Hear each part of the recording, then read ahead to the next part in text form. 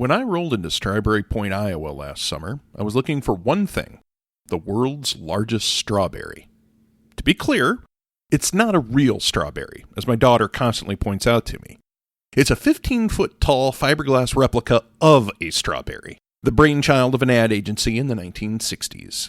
It's been a tourist attraction for decades, and I wanted to see it. Thankfully, it's hard to miss, and it came into view after just a few blocks. I parked across the street and walked over, noting the group of motorcycle riders nearby. I briefly wondered if they had come to see the strawberry too. After taking a few pictures of the not strawberry, selfie included, I allowed myself a few moments to bask in the glow of a genuine roadside attraction that would have been worthy of the famous Route 66. It was a nice day, so I began to walk north into their downtown. While the town was famous for its giant faux strawberry, Strawberry Point is also known for one other thing: the Franklin Hotel, one of Iowa's haunted hotels that you've probably never heard of. If I was this close, I might as well go see it. Why? Because I'm John Brassard Jr., and these are strange and dreadful things. The Franklin Hotel dominates its corner of Strawberry Point. Nestled in the main section of town, it stands at the junction of Highway 3 and 13. Once upon a time, when these roads were still made from mud and dirt, stagecoaches hauled passengers from place to place across the country. Stagecoaches were kind of like the long-haul bus services of today, but with fewer people and even less comfortable. Just like those buses, the driver and passengers had to stop every so often and stretch their legs and get a bite to eat. Enterprising individuals along the stagecoach routes took advantage of this, knowing that they could make steady income by becoming a regular stop on a stagecoach road. In Strawberry Point, that was an Indiana-born businessman named Alexander Blake Jr. In 1854, he built the Blake Hotel, modestly named after himself, at the corner of East Mission and Alcater Streets. But all good things come to an end, and by the dawn of the 20th century, new times had brought new needs. Stagecoach travel had been replaced by trains and, soon after, the automobile. To meet these new demands, the Blake was torn down and the 2-story, 36-room Franklin Hotel was erected in its place. This was a new hotel for a new age, one that would accommodate the needs of the next generations to come. Travelers coming in by train used the hotel, as well as workers for the highway. Later, tourists would stay there as they explored the outdoor areas around Strawberry Point. In addition to continuing to be a convenient place to stay for people traveling through the area, it became a home for various other businesses over the years, including a laundry, local newspaper, barbershop, bar, and event venue.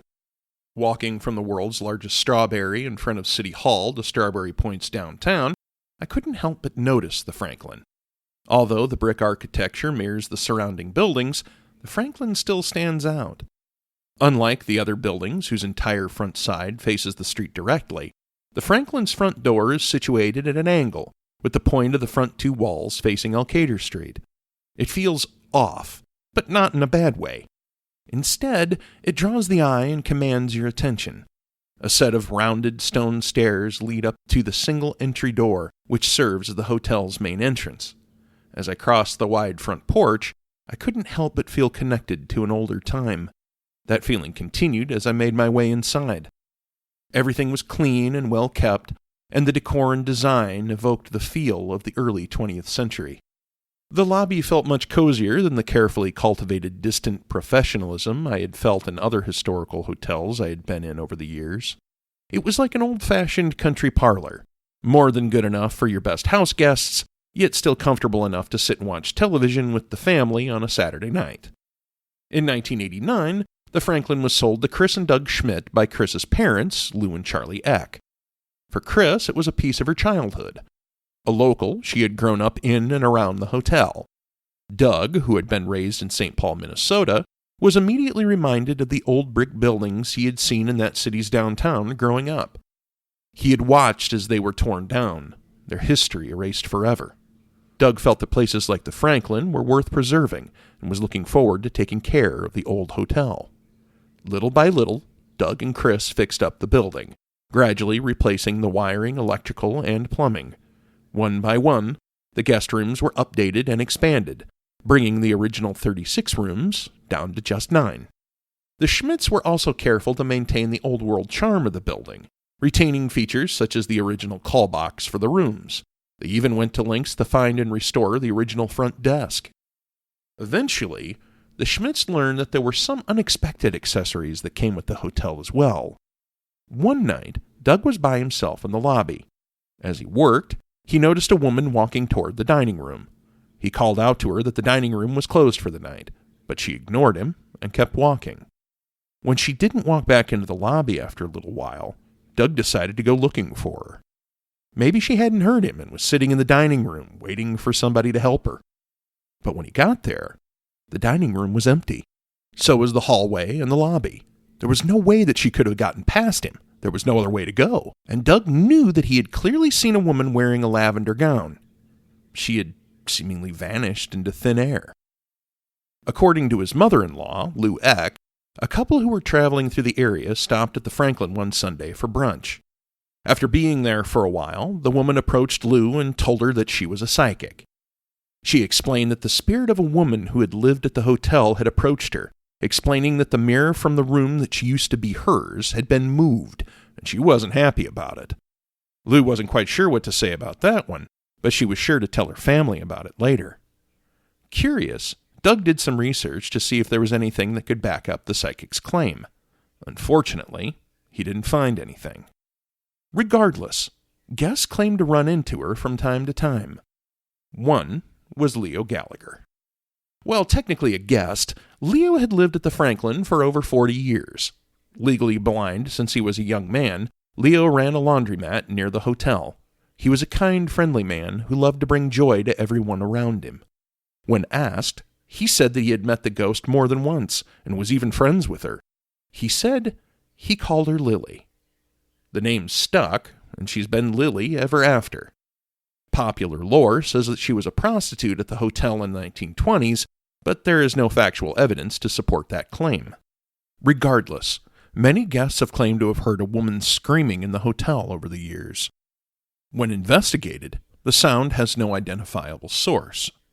Other times, the woman is singing or moaning. In case Lily really were a prostitute, we just won't think much about why she's moaning. Another ghost that reportedly haunts the Franklin is none other than Leo himself. Leo passed away in 2004 from lung cancer, and some contend that his spirit came back to the hotel. When he was alive, Leo had a customized bell system installed in his room that allowed him to ring a bell in the front lobby. If he ever needed anything, all he had to do was ring it. Some people have claimed to have heard the bell system ringing, like someone was activating it on the other end. When they go to investigate, there's never anyone there. As someone who loved a good joke, Leo still can't help but to put on a good gag now and then. Walking into the well-lit, spacious dining room, I was greeted by some very friendly staff members. I wanted to visit a few other things in that part of the state, so I ordered a coffee to go. A little while later, I was walking back toward my car, thinking about the Franklin. I didn't see a woman in lavender or hear any bells. Thankfully, I didn't hear any moaning either. But I did get to see a beautiful hotel that served its community for over 120 years.